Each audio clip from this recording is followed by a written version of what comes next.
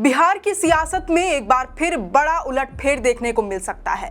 दीपक प्रकाश का मंत्री पद छिन सकता है। मंत्री पद बचाए रखने के लिए दीपक प्रकाश मां स्नेहलता के विधायकी की बलि दे सकते हैं, या तो फिर उपेंद्र कुशवाहा अपनी पार्टी राष्ट्रीय लोक मोर्चा का विलय भाजपा में कर सकते हैं। यानी इस संभावित उलटफेर के केंद्र बिंदु में उपेंद्र कुशवाहा का परिवार है। हाल ही में निर्विरोध राज्यसभा सांसद चुने गए उपेंद्र कुशवाहा के लिए ये जीत जितनी बड़ी थी, उससे कहीं ज्यादा बड़ा सियासी संकट अब उनके बेटे दीपक प्रकाश के सामने आकर खड़ा हो गया है। बिहार विधान परिषद चुनाव के लिए नामांकन की आखिरी तारीख आज 8 जून को समाप्त हो गई है। एनडीए प्रत्याशियों ने अपना नॉमिनेशन फाइल कर दिया है। हालांकि एनडीए प्रत्याशियों के लिस्ट में पंचायती राज मंत्री दीपक प्रकाश का नामो निशान नहीं था।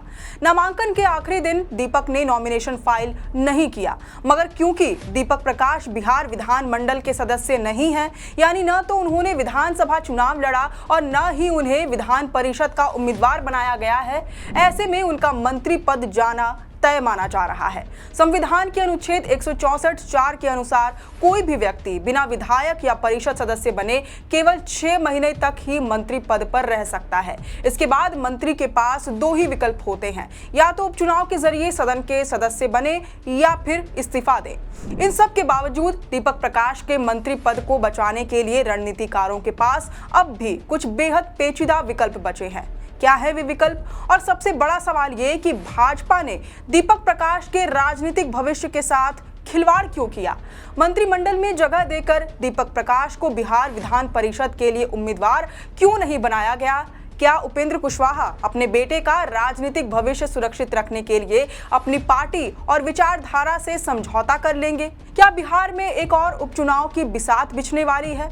अब इन सवालों पर विस्तार पूर्वक चर्चा करें। सबसे पहले जोहार, नमस्कार, मैं हूं अंशु और आप देखना शुरू कर चुके हैं द फोर्थ पिलर लाइव। इस पूरे विवाद की जड़ें करीब 10 से 15 दिन पहले भाजपा के शीर्ष नेतृत्व और उपेंद्र कुशवाहा के बीच हुई एक गुप्त बैठक से जुड़ी है। मीडिया रिपोर्ट से मिली जानकारी के मुताबिक उपेंद्र कुशवाहा को राज्यसभा भेजने से पहले और फिर सम्राट चौधरी कैबिनेट विस्तार के समय भी भाजपा ने उनके सामने शर्त रखी थी कि वे अपनी पार्टी राष्ट्रीय लोक मोर्चा का विलय भाजपा में कर ले।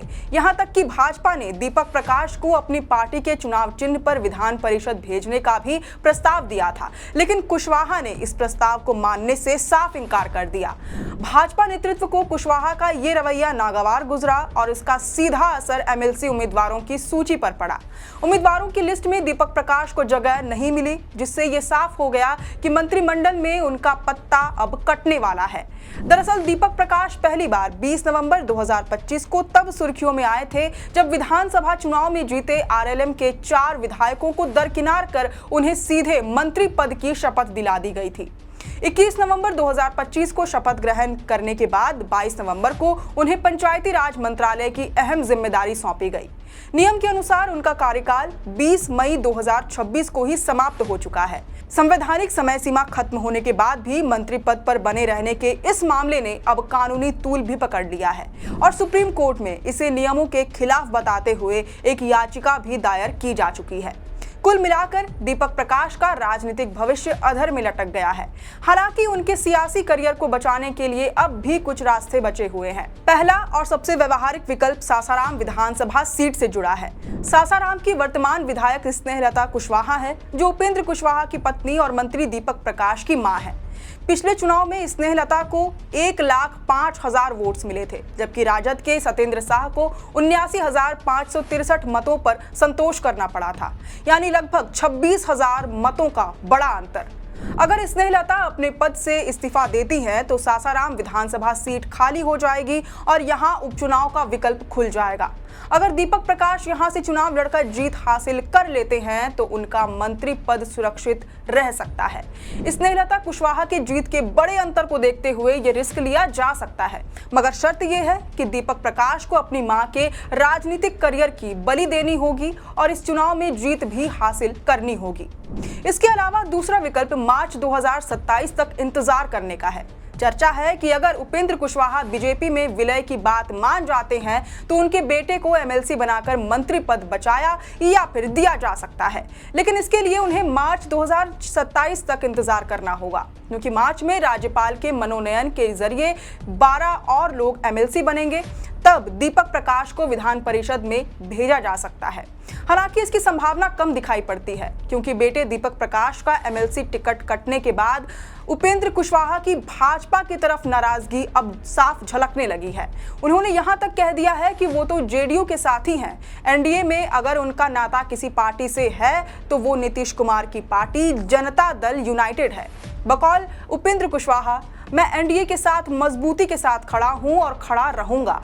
मैं 2014 में प्रधानमंत्री पद के उम्मीदवार नरेंद्र मोदी का समर्थन करने वाले शुरुआती लोगों में शामिल था, लेकिन सच ये है कि भारतीय जनता पार्टी के साथ हमारा कोई वैचारिक जुड़ाव नहीं है।